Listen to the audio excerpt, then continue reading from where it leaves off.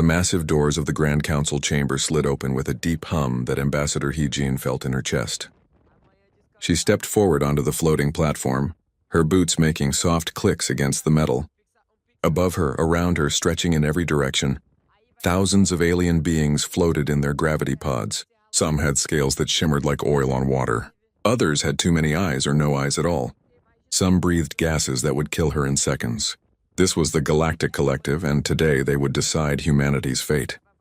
Hyejin wore her formal diplomatic suit, black with silver trim. The Earth insignia on her shoulder felt heavier than usual. She had practiced her speech for weeks, memorizing every word in both Korean and Galactic Standard. But now, looking at the sea of alien faces, she wondered if words would matter at all. High Chancellor Mordeth floated at the center of the chamber. He was reptilian, with dark green scales and yellow eyes that seemed to look through her rather than at her. His voice came through the translator as cold and precise. Ambassador Hyejin of Earth, you stand before this council to answer charges of aggressive expansion and violation of the preservation protocols. How do you respond? Hyejin took a breath. Honored Chancellor, honored representatives, humanity has followed every rule given to us. We have colonized only uninhabited worlds. We have respected territorial boundaries. We have sought only peaceful trade and cooperation. Peaceful? A sharp voice cut through the chamber. Councillor Vexthar, an insectoid being with compound eyes and clicking mandibles, leaned forward in his pod. You have spread to 47 star systems in less than 2 centuries. Your ships multiply like a plague. Your colonies consume resources at rates we find alarming. We grow because we must, Hyejin replied, keeping her voice steady. Earth alone cannot sustain our population. We expand to survive, not to conquer. Survival, Mordeth repeated the word slowly. Every species that has threatened the collective claimed they acted for survival. The Council will now vote on the proposed solution. Humanity will withdraw all colonies and return to their home system within 1 standard cycle. Failure to comply will result in military enforcement. That's impossible, Hyejin said, her calm breaking. We have billions of people on those worlds. Children born there. Entire generations who have never seen Earth. You cannot ask us to abandon them. We do not ask, Ambassador. We command. Mordeth gestured with one clawed hand. Council, cast your votes. The chamber filled with light as representatives voted. Green lights for yes, red for no. Hyejin watched the colors bloom across the sphere like deadly flowers. Green, green, green. Hundreds of green lights. A few scattered reds, but so few they barely mattered. The final count appeared in glowing numbers above Mordeth's head. 187 in favor. 13 against. The decision is made, Mordeth announced. Humanity has 1 standard cycle to comply. That is approximately 28 Earth days. After that period, the collective fleet will ensure compliance by any means necessary. Hyejin felt her hands shaking. She clenched them into fists. You condemn billions of innocent people. History will judge you for this. History is written by those who survive, Ambassador. You are dismissed. The platform carried her back toward the exit. As the doors closed behind her, Hyejin allowed herself one moment of weakness. She leaned against the wall and closed her eyes. Then she pulled out her communication device. Captain Daehyun, this is Hyejin. The vote failed. They gave us 28 days. On the diplomatic vessel Rising Dawn, Captain Daehyun stood in the command center staring at the holographic display of human colonies. Each one glowed blue, peaceful, and unaware of what was coming. He was a tall man with graying hair and a scar across his left cheek from a mining accident years ago. He had hoped this day would never come. Understood, Ambassador. I'm initiating emergency protocols now. He turned to his crew. Send priority alerts to all colonies. Begin evacuation procedures. Focus on the outer systems first. His communications officer looked up, her young face pale. Captain, even if we use every ship we have, we cannot evacuate 47 worlds in 28 days. The numbers do not work. Daehyun knew she was right. He had run the calculations himself 100 times, hoping each time he had made an error. Do what we can, save who we can, and send a priority message to Admiral Taejin on Earth. Tell him we are out of time. On Earth, in the underground military command center beneath the mountains of what used to be called Korea, Admiral Taejin received the message. He was an old soldier, his face lined with years of service, his hands steady even now. Around him, junior officers waited for orders. The holographic display showed their fleet strength. 312 warships, Against the collective's estimated 50,000, sir, his second-in-command asked quietly. What are your orders? Taejin looked at the display for a long moment. He thought about his daughter who lived on New Jeju colony, his grandchildren who had never breathed Earth's air. He thought about the billions of humans scattered across the stars, all depending on decisions made in this room. Send a message to all fleet commanders. Begin mobilization. Move all available ships to defensive positions around our most populated colonies. He paused and drafted a response to the collective. Tell them we will not abandon our people. If they want our worlds, they will have to take them by force. Sir, that means war. We cannot win against the entire collective. No, Taejin agreed. We probably cannot. But we can make them pay for every world they take. We can show them that humans do not surrender easily. He turned to face his officers. Our ancestors survived ice ages and plagues. They survived wars that should have destroyed them. They walked on the moon when everyone said it was impossible. We carry that blood, and if the collective wants to destroy us, they will learn what it costs to fight a species that refuses to die. The orders went out across faster-than-light communication channels. On 47 worlds, sirens began to wail. Civilians rushed to spaceports. Children cried in their parents' arms. Ships lifted off in streams, carrying as many as they could hold. But even as the evacuation began, everyone knew the truth. Most would not make it. Most would still be there when the collective fleet arrived. In his quarters, Admiral Taejin recorded a message for his family. He told his daughter he loved her. He told his grandchildren to be brave. Then he deleted the message without sending it. What was there to say? Instead, he returned to the command center and began preparing for the war he knew they could not win. Ambassador Hyejin boarded the Rising Dawn and stood at the viewport, looking out at the stars. Somewhere out there, the collective fleet was already moving. Somewhere out there, humanity's future hung by a thread. They fear us, she said quietly to Captain Daehyun, who had joined her at the window. That is why they do this. They see how fast we grow, how quickly we adapt, and it frightens them. Then perhaps, Daehyun replied, we should give them something real to fear. The deadline came and went. Humanity did not withdraw. Admiral Taejin had broadcast his response to the collective in clear language that left no room for misunderstanding. We will not abandon our people. If you want war, you will have it. The collective's answer arrived 3 days later at New Jeju Colony. Commander Minho sat in the cockpit of his fighter, watching the radar screen. 24 fighters under his command. That was all New Jeju had for defense. Below him, the colony sprawled across 3 continents, home to 2 million people. Most were farmers. They grew rice in fields that stretched to the horizon, using techniques passed down through generations but adapted for the alien soil. Contact, his sensor officer called out. Multiple signatures dropping out of hyperspace, counting. Commander, I count 3,000 ships. Minho felt his stomach drop. 3,000. Against his 24 fighters and 3 orbital defense platforms, he keyed his radio to the colony below. Ground control, this is Falcon Leader. We have incoming. Evacuate everyone you can now. He did not wait for a response. He switched to his squadron channel. All Falcons, this is your commander. We cannot win this fight, but we can buy time. Stay in pairs. Hit and run. Make every shot count. And if any of you survive this, tell my wife I love her. The collective fleet emerged like a wall of metal and death. Ships of every size and shape, from small destroyers to massive carriers that blotted out the stars. At the center flew Fleet Marshal Krathix's flagship, a vessel larger than New Jeju's capital city. Krathix was a being that looked like a giant crab, with a hard shell covered in battle scars and eyes on stalks that could see in multiple directions. He had fought in 17 campaigns for the collective and never lost. This would be his 18th victory. Target the orbital platforms first, he commanded, then the population centers. Show them what happens to those who defy the collective. The platforms died quickly. They managed to destroy 11 collective ships before being overwhelmed. Minho watched them explode, brilliant flashes against the dark of space. Then he led his fighters into the enemy formation. They were like insects attacking a beast. His pilots were skilled, the best New Jeju had. They dodged between capital ships, fired their missiles, and broke away before return fire could catch them. They worked in perfect coordination, the way Minho had trained them. 10 enemy ships destroyed, then 15, then 20, but it was not enough. It would never be enough. Falcon 5 is down, someone reported. Then Falcon 12 is hit.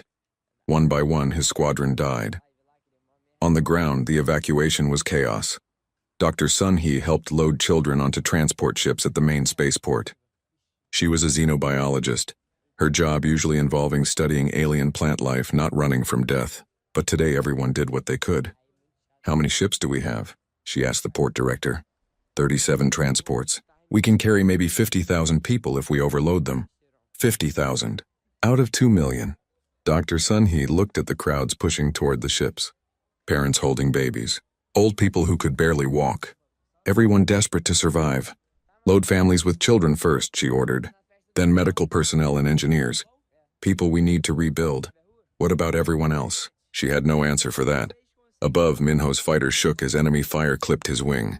His radar showed only 5 of his squadron remained. 5 out of 24. And the collective ships were moving into bombardment position. All remaining Falcons' new priority: protect the transports. They need 10 more minutes. He dove toward a collective cruiser that was targeting the spaceport. His missiles were gone. His main guns were overheating. But he had one weapon left: his ship itself. Falcon leader to ground control. "Tell my wife I tried." He aimed his fighter at the cruiser's bridge and pushed the throttle to maximum. At the last second, he saw movement in the enemy ship's windows. Aliens scrambling, realizing what he was doing. Then impact. The explosion took out the cruiser's entire command section. It spun out of control, colliding with 2 other ships. 3 collective vessels destroyed, and Minho's fighter was gone. Lieutenant Yuna, working in Earth's intelligence center, watched the data streams coming from New Jeju. She saw Commander Minho's fighter signature disappear. She saw the transport ships escaping into hyperspace. She saw the collective fleet open fire on the planet below. They used weapons humanity had no defense against. Plasma bombardment that boiled the oceans, kinetic strikes that shattered continents, and finally the planet crackers. Massive missiles that burrowed into the planet's core and tore it apart from the inside. New Jeju died in 14 minutes. 2 million people reduced to debris and dust. But Yuna was not watching the destruction. She was analyzing the enemy communications her station had intercepted. The collective commanders talked openly, believing their encryption was unbreakable. Humanity had broken it in the first week of war. She listened to their reports. Listened to their confusion about why the defense had been so fierce. Listened to Fleet Marshal Krathix demanding to know why he had lost 34 ships to a colony that should have fallen in minutes. Then she found something else. A private message from a collective counselor to another. It was brief and encrypted 3 times, which meant it was important. The vote was wrong. We should not have done this. These humans are not like the others. What others? Yuna dug deeper into the collective's databases, using the access codes they had stolen. She found files marked with security levels that should have been impossible to break. But human computer scientists had gotten very good at impossible things. The files contained histories. 7 species. 7 civilizations that the collective had encountered over thousands of years, all described the same way: aggressive expansion, dangerous innovation, threat to stability, all extinct. "Admiral Tajan needs to see this," Yuna said to her superior. "The collective has done this before. They have destroyed 7 other species for the same reasons they are attacking us. 3 days after New Jeju fell, they came for New Busan, then New Seoul, then Haven Colony. Each battle followed the same pattern. The collective brought overwhelming force. Humanity fought with desperate courage. The colonies fell, but each victory cost the collective more than they expected. More ships destroyed, more soldiers killed, more time wasted on enemies who should have been easy." On the research station Prometheus, Dr. Sun-hee studied the wreckage from the battles. She had escaped New Jeju on one of the last transports and now used her scientific mind for a new purpose: understanding the enemy. "Their technology is not better than ours," she reported to Admiral Tajan. "It is just more refined. They have had thousands of years to perfect their designs, but there is no innovation. No creativity. They build the same ships their ancestors built, just slightly improved." "Can we use that?" Tajan asked. "Maybe. Their shields operate on specific frequencies. Their hull plating uses a crystalline structure. If we can find the weaknesses, we can build weapons to exploit them." "How long?" "Give me 3 months and every engineer we have." Tajan looked at the map of remaining colonies. 43 left. At the current rate, they would all fall in 6 months. You have 2 months. Make it work. Dr. Sun-hee did not sleep much after that. None of them did. While the fleet fought and died, the scientists raced to find an edge. Any edge. On Earth, Admiral Taejin stood in the war room and addressed his remaining commanders through holographic projection. Some were in ships. Some were on colonies. All looked exhausted. They want to destroy us because we are different, he told them. We adapt. We innovate. We refuse to accept that something is impossible. That is why they fear us, and that is why we will survive. Not because we are stronger, but because we are willing to do whatever it takes. Lieutenant Yuna listened to his speech and thought about the 7 extinct species in the files. Had they fought like this? Had they believed they could survive? Or had they realized too late what they faced? She pulled up the data on the first extinct species, the Vornathi. They had fought the collective for 60 years before being completely destroyed. The cost to the collective had been enormous. 3 trillion lives lost, but the collective had won. Yuna stared at her screen and wondered if humanity would share the Vornathi's fate. Or if somehow they would find a way to be different. 6 months into the war, 12 human colonies were gone, 12 worlds reduced to rubble and memories. The collective had expected complete victory in 3 months. They were frustrated and confused. Humans fought with a savagery that their computers could not predict. General Jiho stood on the wall of Fort Victory on Haven Colony and watched the enemy ships descend. Haven was an agricultural world, covered in vast farms that fed 6 other colonies. The collective wanted it intact. That meant ground troops instead of bombardment. That meant Jiho had a chance. He was a short man with a scarred face and hands calloused from years of combat training. Before the war, he had been preparing for retirement. Now he was preparing to defend a world with 40,000 soldiers against an invasion force of 500,000. Are the preparations complete? He asked his second in command. Every forest is rigged. Every building in the capital has surprises. The tunnel network is ready, Jiho nodded. Good, let them land. Let them think they are winning. Then we show them what humans learned from thousands of years of warfare. The collective troops landed in waves. They were professional soldiers from a dozen different species. Some walked on 2 legs, some on 4. Some flew. All were confident. They had fought hundreds of campaigns. Ground combat against primitives was easy. The first units moved into the forests outside the capital city. The trees here grew tall and thick, their canopy blocking out the sun. Perfect for ambushes. The traps started immediately. Pitfalls covered with leaves opened under marching feet. Explosive charges hidden in tree trunks detonated when sensors detected movement. Fallen logs rolled downhill, crushing soldiers beneath them. The collective troops fell back and called for air support. The gunships came in low, searching for targets. They found none. The humans had vanished into the earth itself, into tunnels dug over months of preparation. Commander Thelsar watched from his command ship in orbit. He was an avian being covered in blue feathers with sharp eyes that missed nothing. This was his first ground campaign. He had expected it to be straightforward. How many casualties? He asked his tactical officer. 2,000 in the first hour. We have not even reached the city. 2,000? Thelsar felt his crest feathers rise in alarm. From what? We have not engaged any major enemy forces. Traps, Commander, ambushes. The humans hit us and disappear before we can respond. They are fighting like prey animals, like terrified creatures with nothing to lose. But Thelsar knew his people's history. His species had evolved from prey birds on a world full of predators. He knew how prey fought when cornered. This was not that. This was something else. This was calculated hunting. In the tunnels beneath Haven, General Jiho monitored the battle through cameras hidden throughout the forest. His soldiers moved in small teams, striking fast and vanishing. They used the terrain like a weapon. They turned the collective's strength against itself. Team 7, enemy column approaching your position. Wait until they are in the ravine. Understood, General. He watched the alien soldiers march into the narrow valley, watched his people trigger the charges on both sides. Watched tons of rock bury the enemy column. Team 7, withdraw to checkpoint Delta. Good work. This was not honorable warfare. This was not the clean battles shown in old movies. This was survival. And General Jiho had learned long ago that honor meant nothing to the dead. Meanwhile, on Earth, Engineer Kyung-soo worked in a laboratory buried under a mountain. Dr. Sun-hee's analysis of collective technology had given them the key. Now Kyung-soo was building the weapons to exploit it. The harmonic resonator is ready, he reported to Admiral Taejin through a video link. Our railguns can now fire projectiles that vibrate at the exact frequency to bypass their shields. How effective? In simulations, 94% penetration rate. We need field testing. You will have it. What else? Kyung-soo gestured to his team, and they brought forward containers of gray powder. Nanites. Microscopic machines that can corrode their hull plating in minutes. We can launch them in missile warheads. Once they make contact with enemy ships, they spread and consume. Taejin leaned closer to the screen. Consume? The nanites break down the molecular bonds in their armor.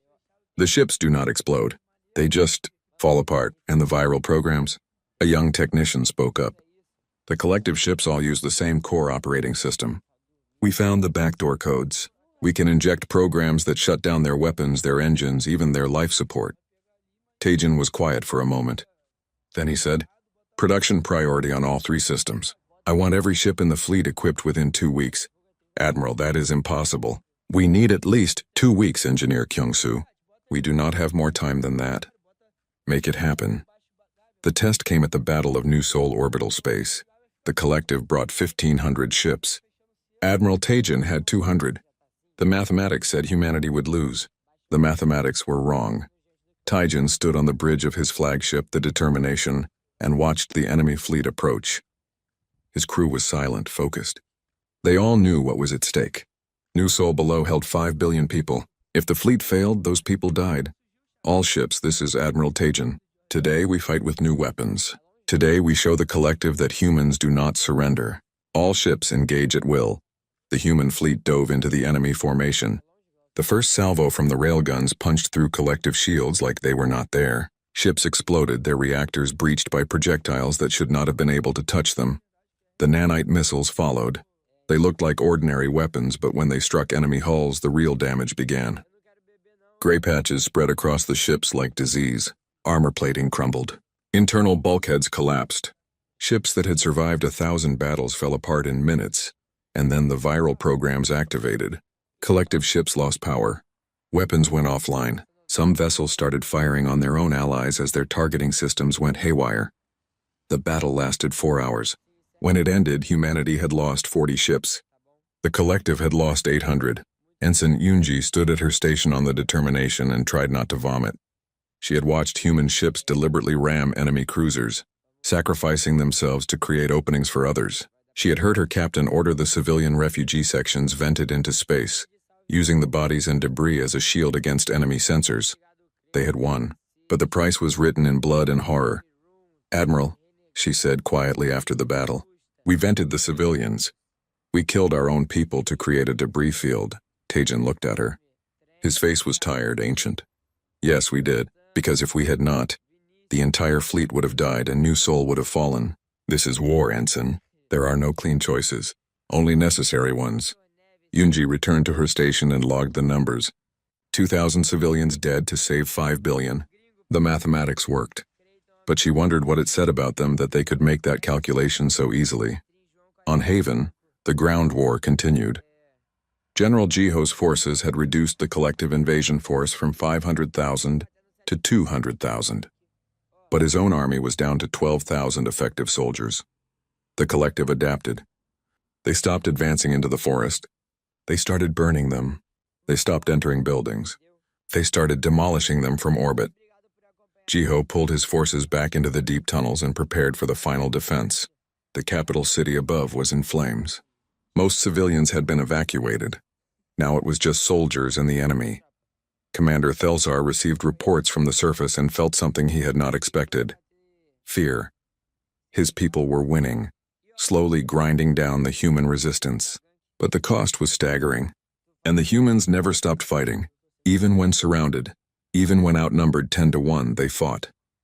He pulled up the combat footage from one battle. A squad of 5 human soldiers trapped in a building facing 200 collective troops. The humans could have surrendered. Instead, they detonated explosives that brought the building down on everyone, killing themselves and taking 60 enemy soldiers with them. Why? Thelsar asked his aide. Why do they do this? Intelligence reports say they are fighting for their families, for their homes. We all fight for something. But this is different. This is...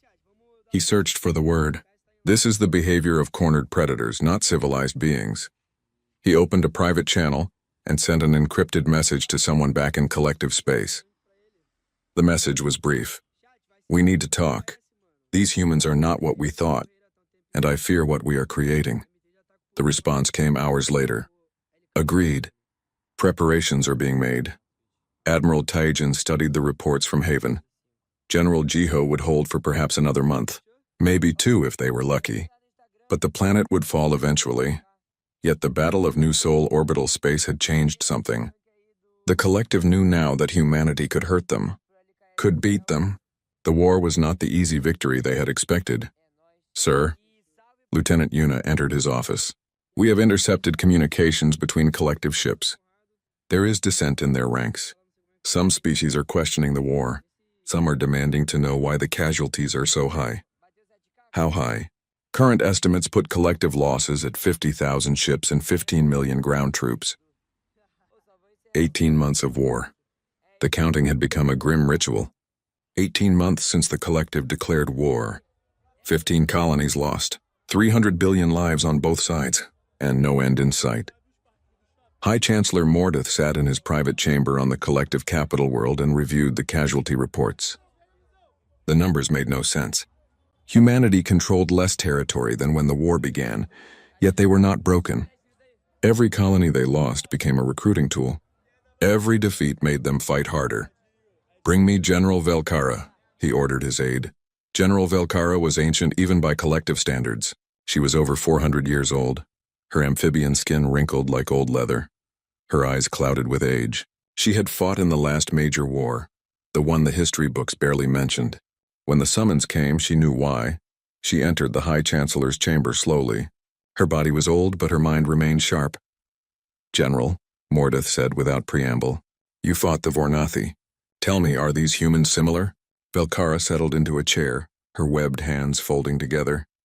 Yes and no. The Vornathi were fierce warriors, but they fought with honor. They had rules. The humans, she paused, the humans have no rules. They do whatever works. They adapt faster than any species I have encountered. Can we win? The question hung in the air. Finally, Velkara said, that depends on your definition of winning. Can we kill every human in the galaxy? Eventually, yes. Can we do it before the collective tears itself apart from the cost? I do not know. Mordeth dismissed her, but Velkara did not return to her quarters. Instead, she sent a coded message to several trusted contacts across the collective. The message was simple: meet me. We must talk about the truth. While Velkara gathered her secret council, Captain Jiwan was light years away, infiltrating a collective library world. She wore a stolen identity as a merchant and moved through the archives like any other researcher. But her true mission was darker. Lieutenant Yuna had discovered references to 7 extinct species. Captain Jiwan was here to learn the whole truth. The archives were vast, containing the recorded knowledge of the collective's 10,000-year history. Most of it was public. But there were sealed sections, encrypted files that required the highest clearances to access. Jiwan was very good at breaking clearances. She worked through the night, her fingers flying across alien keyboards, her mind processing information faster than most could read. The files appeared one by one. 7 species, 7 separate incidents spanning thousands of years. Each story was the same: a new species discovered, initial contact peaceful. Then the species began expanding too quickly, innovating too fast, acting too aggressive. The collective declared them a threat. The collective destroyed them, but there was more. Jiwan found the classified military reports. The real numbers, not the sanitized versions in the public records. Each war had cost the collective enormously. Each extinction had nearly broken them. The Vornathi War had lasted 60 years. 3 trillion lives lost before the last Vornathi city fell. The collective had won, but it took 2 centuries to recover from the economic damage. They have done this 7 times, Jiwan whispered to herself. 7 times they have nearly destroyed themselves trying to eliminate species they fear. She copied everything and fled the planet before security could find the intrusion. On Earth, historian Seokjin was conducting his own research. Admiral Taijin had asked him to study human military history. looking for tactics and strategies that might help in the current war. What Seokjin found disturbed him. He sat in his office surrounded by holographic displays showing 10,000 years of human warfare. Every continent, every era, every type of conflict imaginable. And the numbers were staggering. Humans had fought approximately 14,000 wars. They had developed 40,000 distinct methods of killing. They had survived 5 mass extinction events, 3 ice ages, and countless plagues. At one point, their entire species had been reduced to perhaps 10,000 individuals. They should have gone extinct. Instead, they thrived. "We are the ultimate survivors," Seokjin said to his assistant. "Not because we are the strongest, but because we refuse to quit." He compiled a report for Admiral Taejin, but as he wrote, he felt a growing unease. Humanity had spent most of its history at war. Peace was the exception, not the rule. What did that say about them? General Velkara's secret meeting took place on a neutral station at the edge of collective space. She had gathered 23 representatives from different species, all high-ranking military officers or government officials. All sworn to secrecy. Commander Thelsar was among them, his blue feathers ruffled with anxiety. Also present was Ambassador Rindar, a diplomatic official who had voted against the war from the beginning. "Thank you for coming," Velkara began. "I have called you here because we are making a catastrophic mistake. This war with humanity must end." "End?" one officer protested. "We are winning. Slowly, yes, but winning." "Are we?"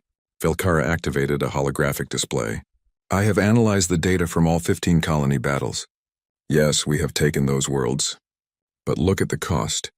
At the current rate of attrition, the collective military will be at 50% strength in 3 years. Meanwhile, human industrial capacity is increasing. They are building weapons faster than we can deploy countermeasures." She changed the display. "Look at this. The Battle of New Seoul. We lost 800 ships. Human casualties were 40 ships. That is a 20-to-1 loss ratio. 20-to-1. Against a species we declared primitive." The room was silent. She continued. "I have seen this before. The Vornathi fought like this: adaptation, innovation, absolute refusal to surrender. We killed them all. But it cost us 3 trillion lives and nearly destroyed the collective. The humans have 47 worlds. The Vornathi had 3. Do you understand what I am saying?" Ambassador Rindar spoke up. "You are saying we cannot win without destroying ourselves." "I am saying worse than that. I am saying that even if we destroy Earth, even if we kill every human on their homeworld, the survivors will not forgive. They will not forget. They will spend the next century, the next millennium if necessary, hunting us across the galaxy, and they will win because we will have taught them to be monsters." Commander Thelsar stepped forward. "I have fought on the ground at Haven. I have watched human soldiers choose death over surrender. Not because they are brave, because they are terrified of what we will do to their families. We have made them desperate, and desperate predators are the most dangerous kind." Velkara pulled up more data. "I have studied Earth's history.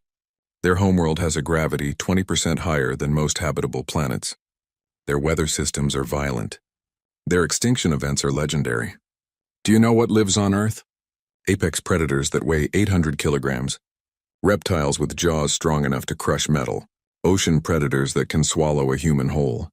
She showed images of lions, bears, crocodiles, sharks. The representatives recoiled. Such creatures did not exist on civilized worlds. "Humans evolved on a death world," Velkara continued. "They were never the strongest or fastest.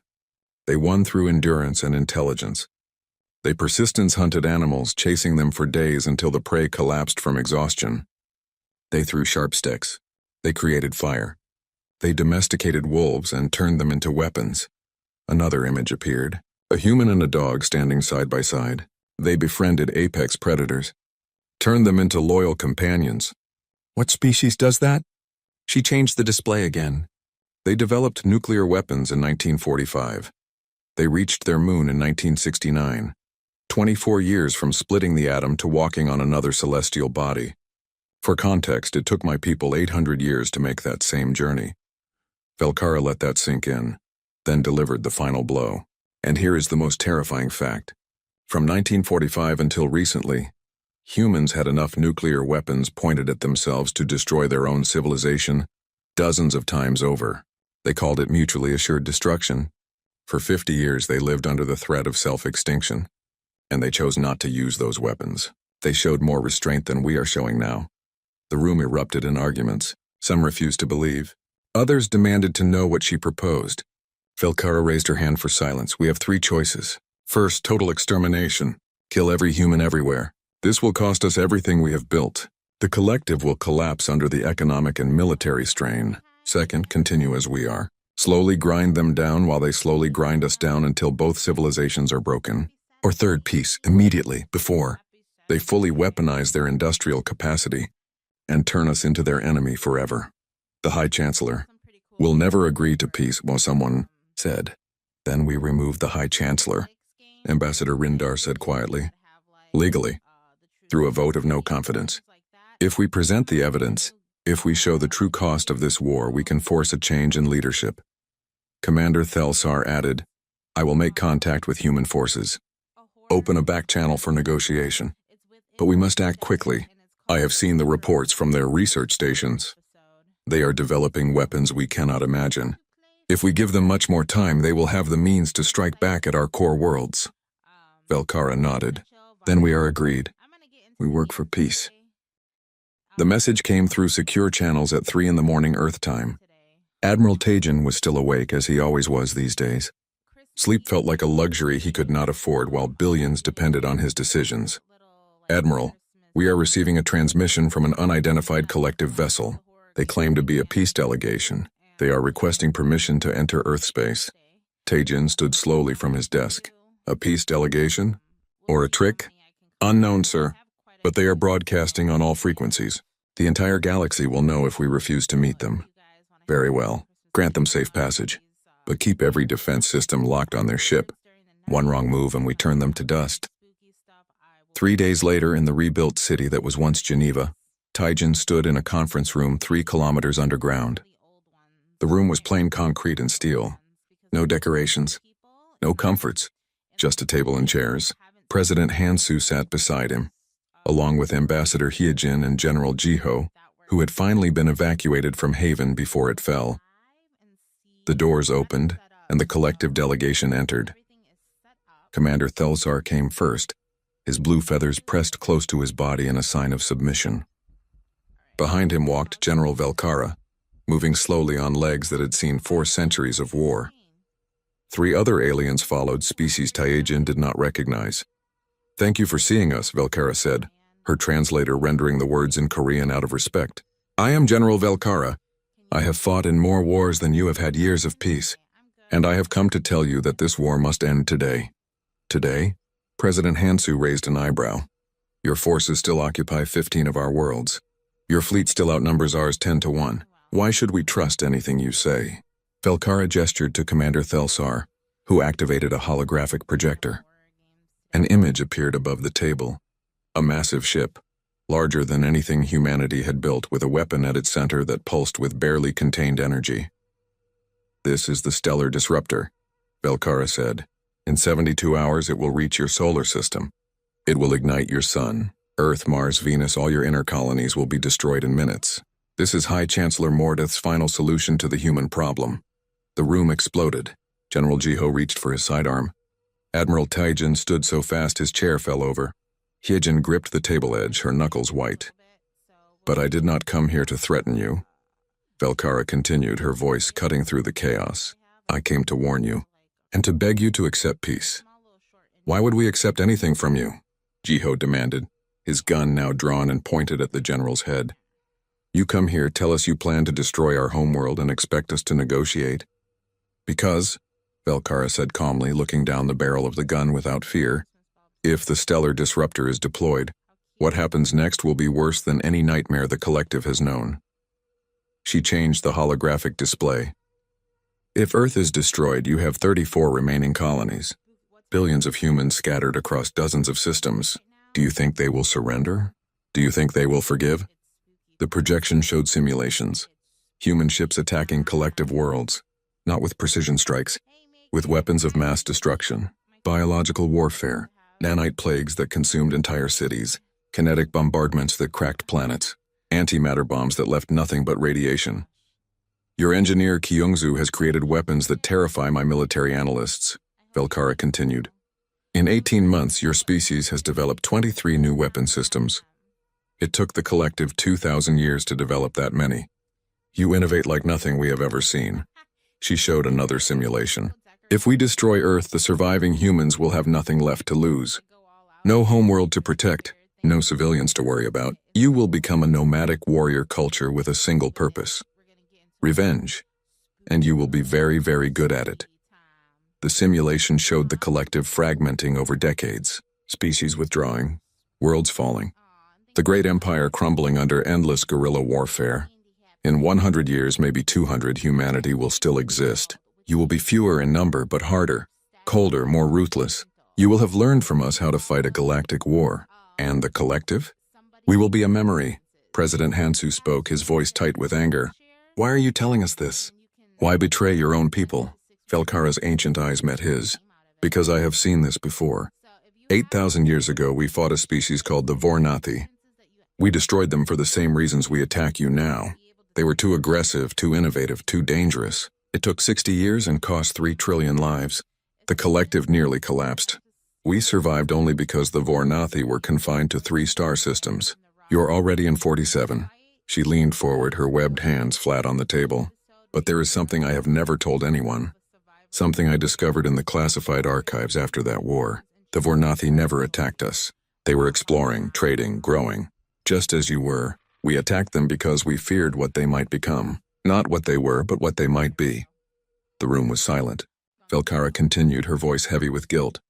I was a young officer then. I followed orders. I killed Vornathi soldiers. I killed their civilians. I killed their children. For 8,000 years I have lived with that knowledge. I will not commit genocide twice. I refuse. Commander Thelsar stepped forward. We represent 47 species within the collective who oppose this war. We are not the majority, but we are organized. If humanity agrees to a ceasefire, we can force a vote in the Grand Council. We can stop the stellar disruptor. But we need your cooperation. We need you to choose peace when you could choose vengeance. General Jiho still had his gun pointed at Velkara.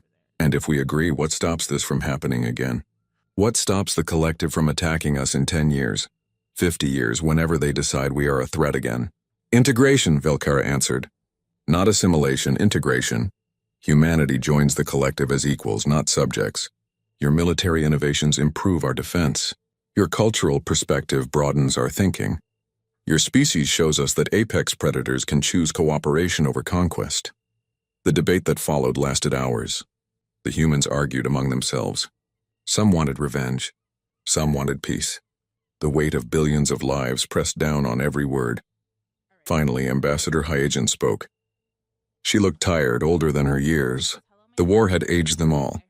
If we continue this war, we become the monsters they fear. We become the thing that destroys civilizations. But if we prove them wrong, if we show restraint when we could show fury, we change the galaxy forever. They killed billions of our people, Jiho said. Yes, and we killed millions of theirs. Where does it end? When does the revenge stop? When everyone is dead? President Hansu looked around the table at his advisors. At Tajin, who had commanded the fleet. At Jiho, who had fought on the ground. At Hyejin, who had tried diplomacy first. Then he looked at Velkara, this ancient being who had lived with genocide for 8,000 years. We will agree to a ceasefire, he said finally, but on these conditions: complete withdrawal of all collective forces from human systems, recognition of human sovereignty over all 47 colonies, immediate cessation of the stellar disruptor deployment, and full disclosure of what you did to the Vornathi and the other 6 species. The galaxy needs to know the truth. Velkara nodded slowly. Agreed. The truth should have been known long ago. The Peace faction returned to collective space and did something unprecedented. They broadcast the truth to every world in the collective. The classified files. The genocide of 7 species over 10,000 years. The real costs of those wars. The reaction was immediate and explosive. Species that had supported the war demanded answers. Why had they not been told? What else had the government hidden? High Chancellor Mordeth tried to suppress the information, but it was too late. The truth could not be stopped. Within a week, the Grand Council voted. High Chancellor Mordeth was removed from power. The war was ended. The stellar disruptor was decommissioned.